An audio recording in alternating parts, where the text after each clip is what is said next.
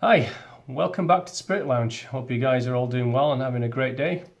It's another warm day here, although it's been very cold the last week.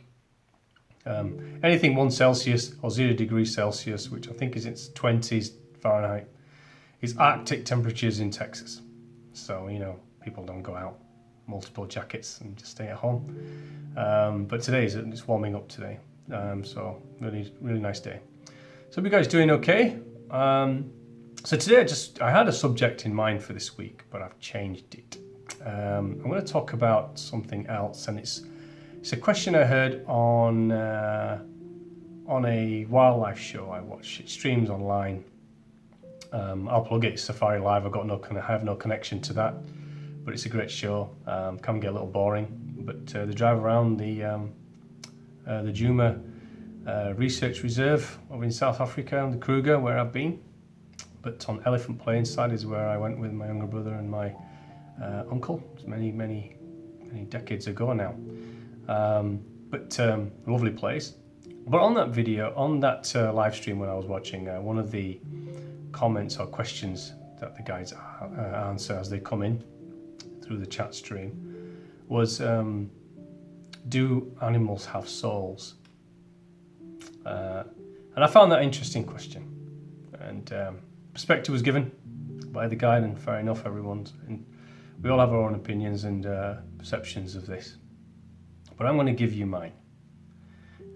My response to do animals have souls?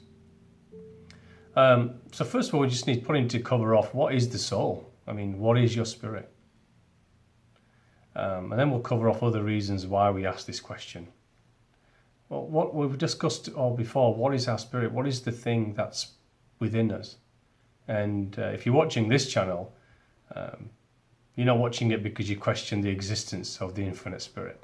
If you're questioning the existence of the infinite spirit and feel it doesn't exist, probably watching the wrong channel or wrong video, unless you're open-minded and open to hear a different perception. But everything we as human beings, as human experiences, within us, there's the spark that gives us life. Organs sustain the physical body, but the spark that gives us sentience, that gives us our consciousness that we speak of, is the seat of our intuition, of our feeling body, of our inner sensory perceptions, that which we try to reconnect to through meditation or silent times, moments, the spiritual path, is the infinite spirit. It's a spark of a fractal of the divine, which is all that is, all possibility, everything that ever was, has been, will never be. The thought and intention and energy manifesting the universal playground in which we enter into many manifested forms to experience life. So source itself, divine itself, experiences itself through everything that is, everything, all possibility out there, through the forces of karma and the universal forces out there that allow life to become what it is. It's a fractal of the divine, it's a fractal of everything. We are a fractal of all that is. Within us is our infinite spirit. It's what we all need to reconnect to. It's part of the purpose of life, is actually spiritual expansion. It's to return to the state or the frequency of grace or the divine or all that is, or the oneness and unity of everything, God, source, whatever you wish to call it, is the purpose of life. That is the ultimate intention of why we come into form, in any form, in this universe, multiverse, which is the playground, which is there for us to learn and grow and return and effectively vibrate and elevate our frequency and our perceptions to that we are infinitely, we infinitely are when we're not in body. These are things that we are implicitly, but they become depressed, they become hidden when we drop into ignorance or the body or form or physical experience. And that's what we're here for, and around that we create an adventure. It's to turn into a heart space, reconnect with the soul, with the spirit within, join it with the heart, and allow that to guide our purpose and path. We've talked about this on many videos already, and we may repeat this message in others. And within us is that spirit, is that infinite spirit, created from home, our true purpose, our true home, where we go back to, where we never actually truly leave. Only a fractal of our core exists in form when we enter this playground. And we reincarnate back and forth from there until there's no purpose or intention to do so.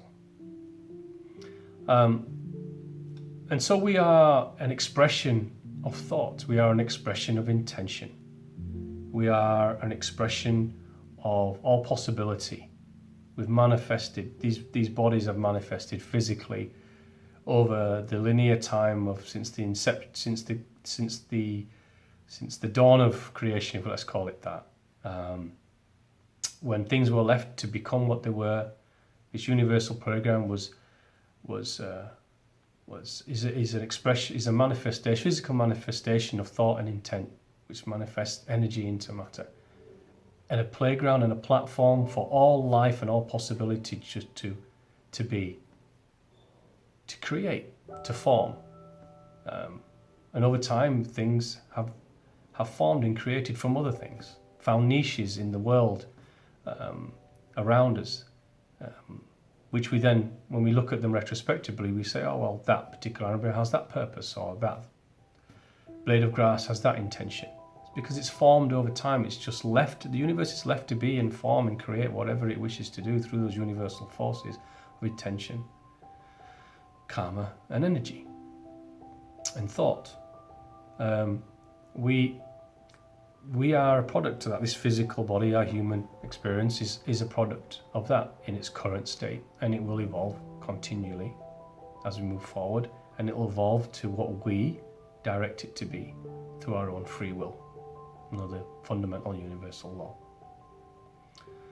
So, considering that we are an expression of all possibility, and as a result, everything that is an expression of all possibility in the universe itself has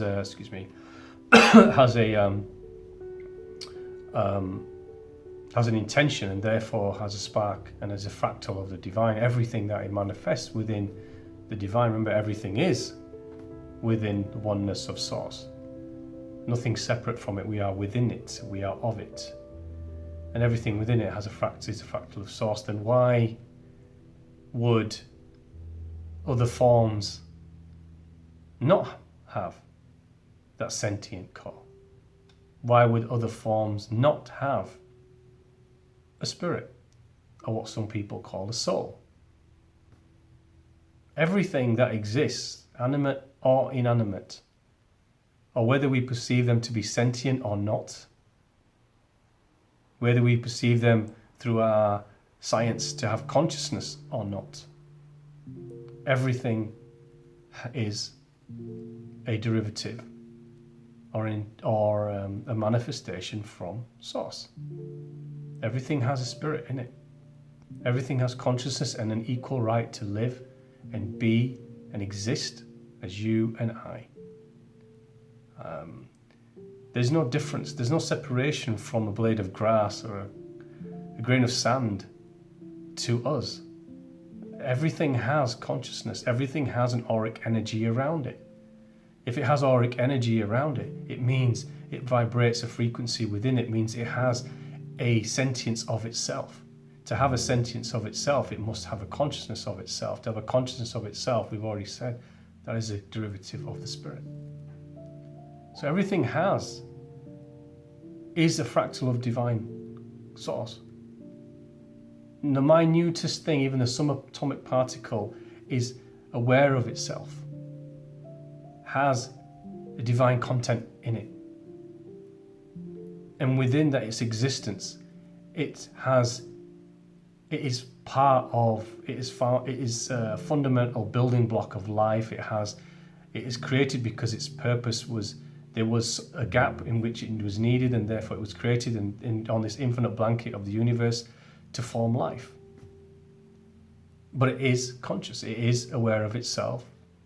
The double slit experiment is partially prove that. If you guys want to look that one up. So everything has consciousness. We are not separated from it. And it's an interesting question why people ask this.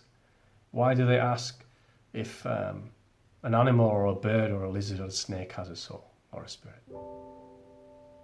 It does. There's no separation from us. I think the question that we should be asking isn't whether other life, animate or inanimate, that exists around us has life or not. We should be asking ourselves, why do we think? Why do we have this question? Why do we think that other form of life doesn't have a soul or sentience, or doesn't have the divinity of grace within it, like you and I? Why do we think that? Now, that's the question we should be asking ourselves, not does something have sentience or intention. Everything has intention and purpose, because when it manifests through all possibility into a niche, into a place where it fits, then we look upon it retrospectively, we see it as having intention and purpose by default, proxy of it being in that place. But the question should be, as I said, why do we ask? Now, why do we ask this question? And this is because the detachment that we have from each other and our internal selves. If we're not connected to our own, if we're not perceiving ourselves correctly, if we're not connecting to our spirit and really connecting with our heart and understanding our true selves, our infinite origin, the intention of life, and what the human body actually is, what is the physical experience anyway.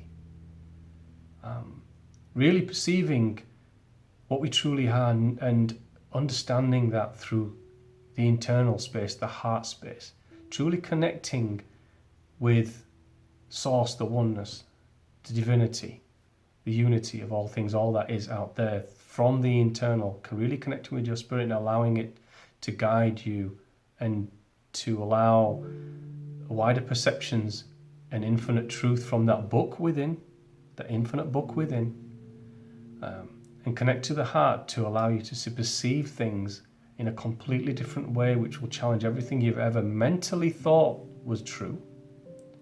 And we truly won't understand ourselves. And when we don't understand ourselves, then we'll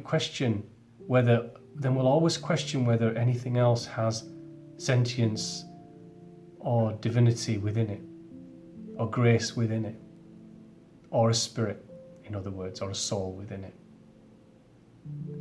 Everything does. We're not separate from these things. This body, the body itself, is just a physical creation. It's just an energetic, vibrational avatar that we perceive as real, because we're in our 5 sense spectrum, and everything around us we perceive is real through our 5 sense spectrum. But within them is spiritual light. Spiritual light is consciousness, sentience, awareness, perception, all possibility, and all knowing. The vessel itself, the blade of grass or the grain of sand, up to us as I suppose the most sentient being on this planet, we are the same. There's no difference to us. So I think the question is really, if you do think this, then ask yourself the question of why you think. Why we think something lesser than us, that we deem lesser than us, doesn't have a spirit. Because we shouldn't perceive them. They have the vessel, remember that something exists in, or that exists, is there and is limited by the capacities of that vessel. So blade of grass will always be the blade of grass until sentience of that thing maybe expands to beyond the blade of grass. Its own that individual blade of grass is awareness. It's not fixed to what it is. Neither is a grain of sand. Neither are we. Let's go up to ourselves.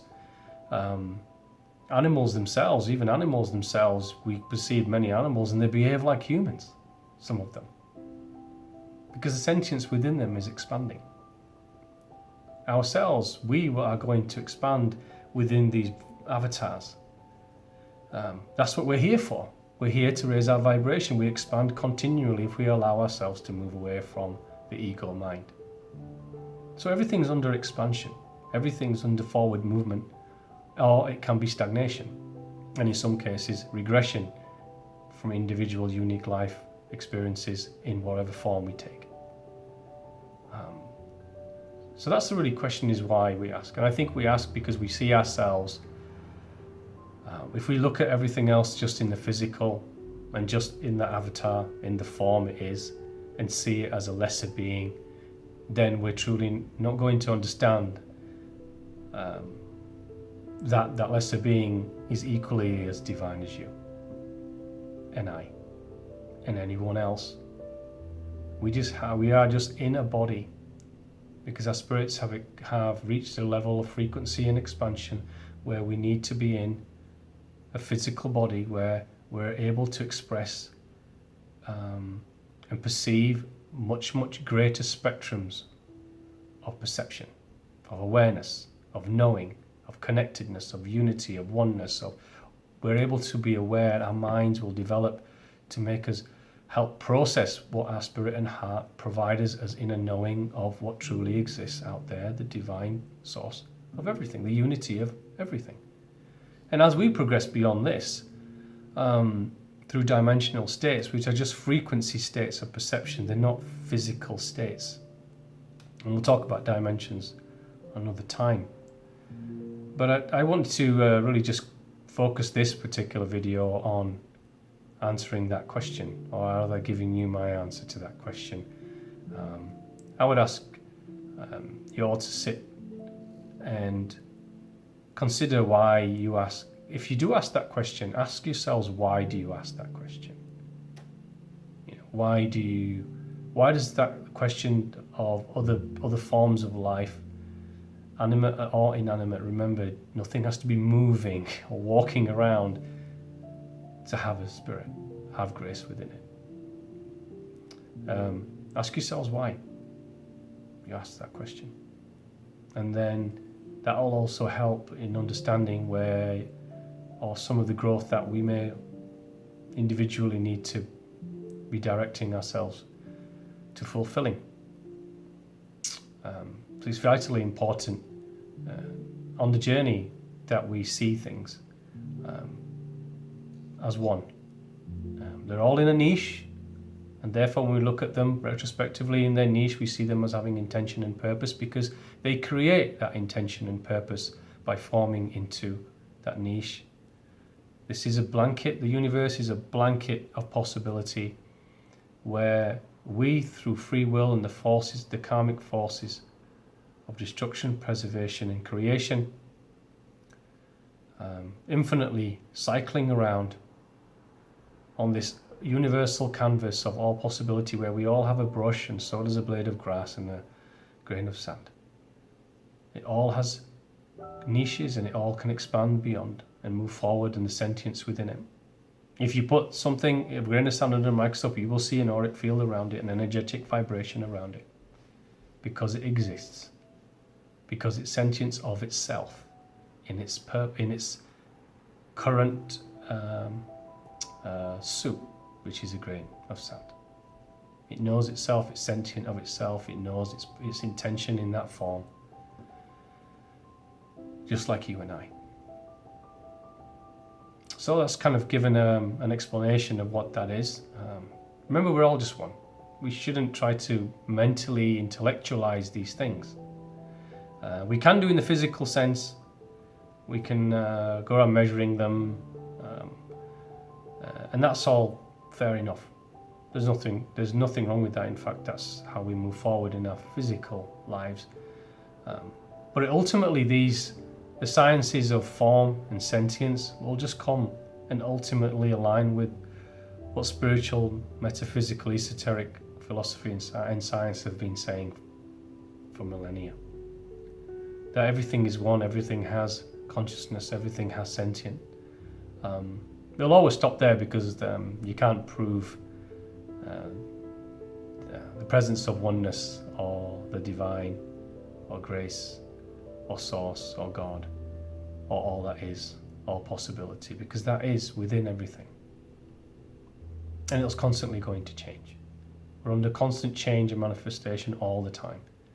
This is the canvas of change, and free will and karma dictates what happens. We have free will, and we're subject to karmic forces which we create ourselves. Like everything else, animate or inanimate, has the same principles of governance as you and I. We may be in different bodysuits and able to think more intellectually, perceive more in things with intellect, intelligence, be able to expand our perceptions, almost boundless in this body. We're in these physical suits which have given us the perceptibility of much, much more than we actually realize. And it's there for us to expand. But everything has that within the boundary of the vehicle that it's in. In other words, for us, it's the body and the capacity of mind to process what is received. So I hope that helps explain that question. Kind of wanted to talk about that today. I did want to touch again on karma because something struck me this week when I was kind of, as you guys know, I don't watch TV. I don't have cable. I don't watch the news. I don't listen to the news on the radio. I don't listen to public or public radio. I don't listen to anything. I don't read the newspapers. Not because I'm ignorant of life. No, I'm not. I do know exactly what's going on in the world. But I don't need to watch the news or media to understand the state of the planet or the state of the human experience. But something struck me about karma. I just wanted to share a reminder with everyone about karma. We create these ourselves, as you know, through free will. But we've got to remember that karma transcends. Right? It will create our lives now and in the future because karma and our free will projects forward timelines for us. We're creating our future every second, minute, hour of every day. The expansion we move or the direction we move in every second, minute, hour, every day, with every action, with every word, with every thought, with every intention that we have. Whichever direction we choose through free will to direct ourselves creates our karmic footprint forward and our timelines that we will experience in this life, but also those we'll experience in other lives coming, other incarnations. They will dictate the incarnations we have, that we choose willingly, that we design willingly, that we come into willingly. But I wanted to remind everyone that we are subject to our own, but we're also subject to collective karma. And why did I want to bring this up? It's because we see a lot what's going on in the world today, and the paradigms and systems that surround us. If we don't move forward in our spiritual expansion, because that's ultimately what we have to do, what we direct ourselves individually will ultimately influence where we send our energies collectively. So our karma will affect us individually, but collectively, as a group or a community or a nation of people, the karma also exists collectively. So whatever we allow to continue to persist within the wider environment that we're in, the wider systems that we support, the people that we give our power to, the ideologies, the movements, the doctrines, the hardline belief systems, whatever they may be. There's so many, we'd be here all day describing them. That creates a collective trajectory, creates a collective karma. So karma is not just individual. It's collective, it's community, its towns, its cities, its countries, its nations, its cultures. Karma will forward imprint at every level, at every single layer and level of experience. So it's important that we understand that what we do individually, we must cascade collectively. We must change what surrounds us today and the paradigms that we have in the human experience for this collective experience and the timeline that we're on right now to shift and change. So concentrate on the self. Remember, as you concentrate on the self and express and move forward within to understand your own purpose, your intention, guiding your external actions, words, thoughts, and intents, is to ensure that we also remove ourselves from the paradigms that we followed externally within the wider spectrum of society or nationally that continues to support the status quo of what happens today. We have to change the external too. Change the collective trajectory as well as your own. This will help through your external actions. Make that through your heart and your spirit, and therefore help the collective movement. Because we're not seeing that collective change because not enough of us have changed. Have expressing our internal journey outwardly to what we cease to support within the paradigms we used to give our power to. So it's important. I wanted to stress karma will address and affect every layer and level of experience. It's not just our individual ones. So we need to be careful of what we continue to contribute, even if we're shifting into greater levels of frequency within. We have to make sure, we have to be cognizant of making sure that our external actions within the paradigm of the world around us, we express that movement externally too. Remember, what happens in an office doesn't stay in an office. It's all karma. Glass buildings, corporate suits don't make any difference. They're just illusions and human laws that we've created to mask karma and justify our actions. They're just illusions and confusions for the misled. So thanks very much for listening to this video. I do appreciate it. Please like and subscribe, buy the book. And again, I do appreciate you guys listening to this. And thank you so much. And love to you all. Thank you.